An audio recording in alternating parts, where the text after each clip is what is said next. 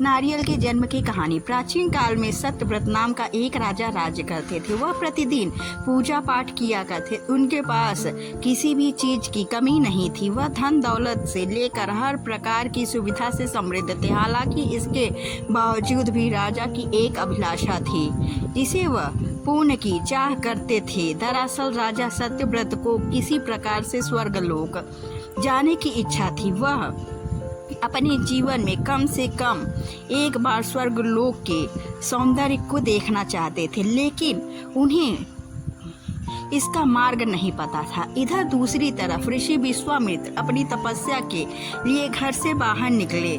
चलते चलते वह अपनी कुटिया से काफी आगे चले गए थे। काफी समय बीत गया लेकिन वह नहीं लौटे। इस कारण उनका परिवार भूख और प्यास से तड़प रहा था। राजा सत्यव्रत को जब यह पता चला तो उन्हें ऋषि विश्वामित्र के परिवार के पालन पोषण की जिम्मेदारी ले ली। कुछ समय बाद जब मुनिवर लौटे तो वे अपने परिवार को कुशल देख काफी प्रसन्न हुए। उन्होंने पूछा कि उनकी अनुपस्थिति में किसने उनकी देखभाल की। इस पर ऋषि के परिवार वालों ने बताया कि राजा ने उनके पालन पोषण की जिम्मेदारी उठाई थी।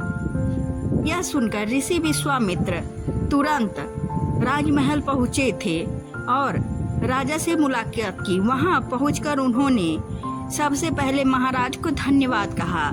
इस पर राजा ने ऋषि अपनी इच्छा पूर्ण होने का आशीर्वाद मांगा। राजा की बात सुनकर ऋषि विश्वामित्र ने कहा, बोलिए महाराज, आपको क्या वरदान चाहिए। तब महाराज ने कहा, हे मुनि, मुझे एक बार स्वर्गलोक के दर्शन करने हैं। कृपया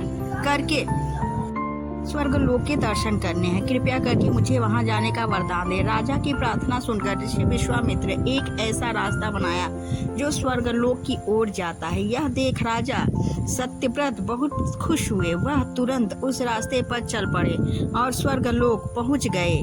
वहां पहुंचते ही इंद्रदेव ने उन्हें नीचे धक्का दे दिया, जिसके कारण वो सीधे धरती पर जा गिरे। राजा ने सत्यव्रत ने तुरंत सारी घटना ऋषि विश्वामित्र को बताई। राजा की बात सुनकर ऋषि विश्वामित्र गुस्से से आग बबूला हो उठे।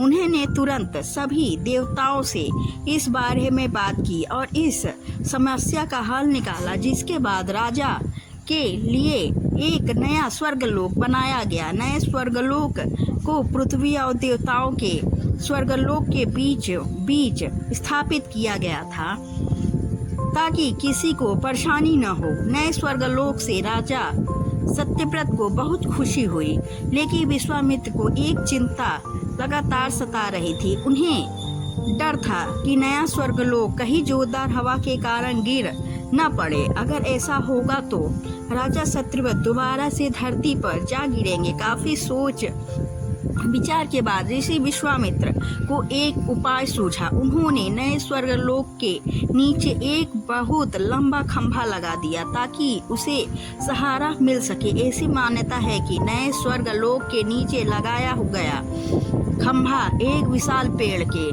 तने के रूप में बदल गया। यही नहीं, कुछ समय पश्चात जब राजा सत्यव्रत की मृत्यु हुई तो उनका सिर एक फल के तब्दील हो गया। सभी से इस खंभे को नारियल का पेड़ कहा जाने लगा ताकि राजा का सिर नारियल के रूप में जाना गया। यही कारण है कि नारियल का पेड़ इतना लंबा होता है।